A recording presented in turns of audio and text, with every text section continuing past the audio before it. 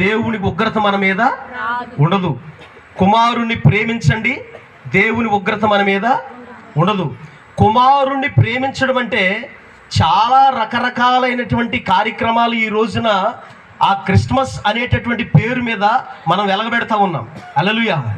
కానీ దేవుని వాక్యం చెప్తుంది, క్రీస్తును ఎరిగిన వారికి కానీ, ఎరగని వారికి కానీ, అన్యులైన వారికి కానీ, యూదులైన వారికి కానీ, ప్రతి విధమైనటువంటి సూర్యుని కింద ఉన్న ప్రతి జనానికి తెలియపరుస్తున్నటువంటి ఒక శుభవర్తమానం ఏమిటంటే, ప్రతి ఒక్కరికి కూడా యేసుక్రీస్తును కుమారుడుగా ముద్దు పెట్టుకునేటటువంటి అవకాశము కల్పించబడబోతా ఉంది.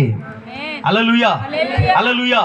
ఇప్పుడు మీరు చదివినటువంటి ఈ వంశావళి వృక్షంలో ఇద్దరు అన్యజాతి స్త్రీలు మనకి కనబడుతూ ఉంటారు.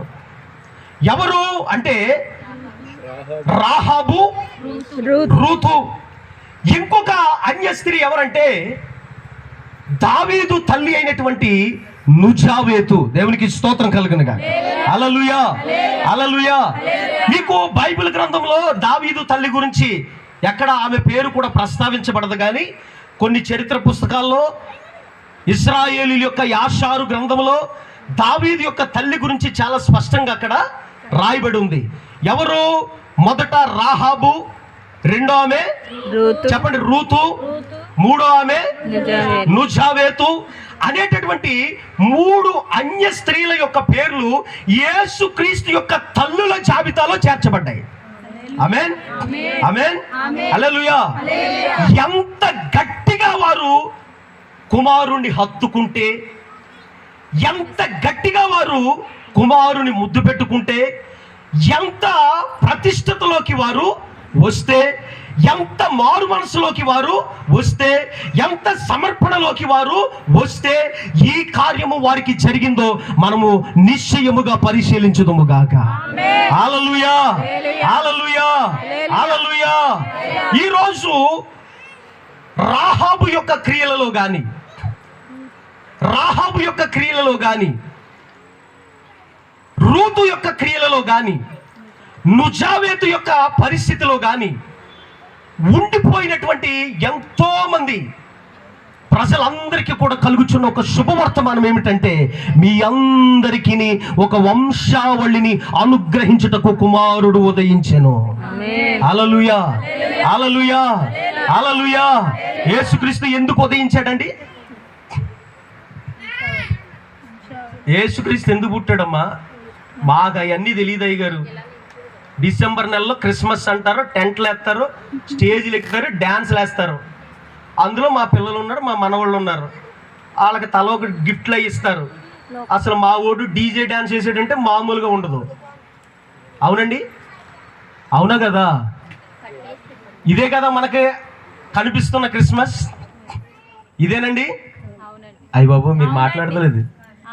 మాట్లాడారనుకో, మీరు చక్కగా యేసుక్రీస్తు వంశావళిలోకి వచ్చేస్తారు ఈ రాత్రి.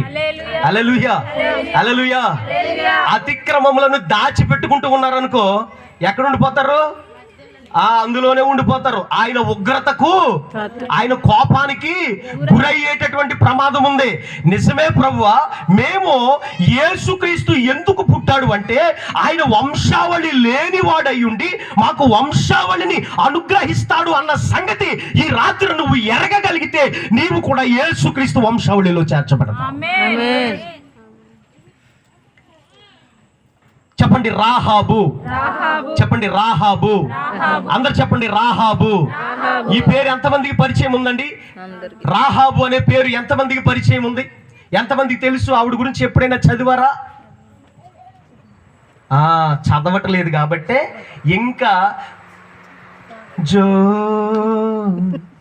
లాలి జో మరియ తనయుడా అల్ఫా, మళ్ళీ ఇక్కడేమో జో లాలి జో అంత చిన్న చేసేసి అల్ఫా ఒమేగా ఆమేననువాడా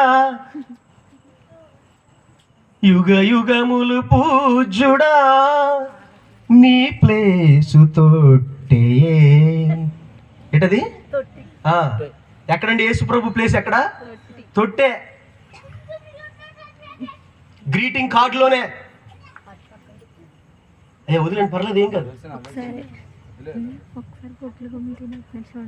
రాహాబు గురించి తెలియదు కనుక, రాహాబు అంటే ఎవరు ఎరగలేదు కనుక, రాహాబు యేసుక్రీస్తు తల్లి యొక్క జాబితా వంశావళిలోకి ఎలా చేర్చబడిందో నీకు తెలియదు కనుకనే ఇంకా క్రిస్మస్ అంటే ఏమనుకుంటున్నావు కేకులు, బట్టలు, ఇవన్నీ రకరకాల పిండి వంటలు, డాన్సులు, డెకరేషన్లు, ఇవే అనుకుంటున్నావు నువ్వు క్రిస్మస్ అంటే.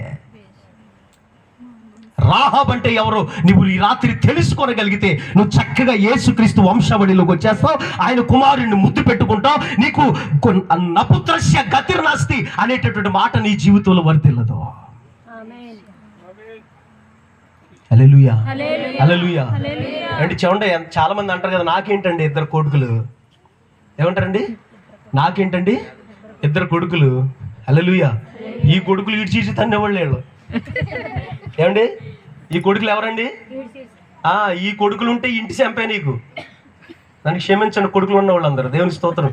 ముందు కొడుకులు క్షమించండి, తమ బ్రదర్స్ నన్ను క్షమించండి, దేవుని స్తోత్రం కలిగిన. హల్లెలూయా, హల్లెలూయా. ఈ కొడుకులు ఎవరండి? ఈడ్చి తన్నేవాళ్ళు. వీళ్ళకే నాకేంటండి 3 కొడుకులు, నాకేంటండి 4 కొడుకులు. ఎంత ఎక్కువ మంది ఉంటే అన్ని ఎక్కువ దెబ్బలు. దేవునికి స్తోత్రం కలిగింది. హల్లెలూయా. గొప్పగా చెప్పుకోకది, ఒకడు ఉంటే సంతోషించు, తక్కువ దెబ్బలు పట్టి. దానిలో చెప్పుకోవడానికి ఏ గొప్పతనమో లేదు. నువ్వు చెప్పుకోవలసిన కుమారుడు ఎవడో తెలుసా? నిన్ను నరకము నుండి తప్పించగలిగిన మార్గమును, సత్యమును, జీవమునై ఉన్న యేసుక్రీస్తుని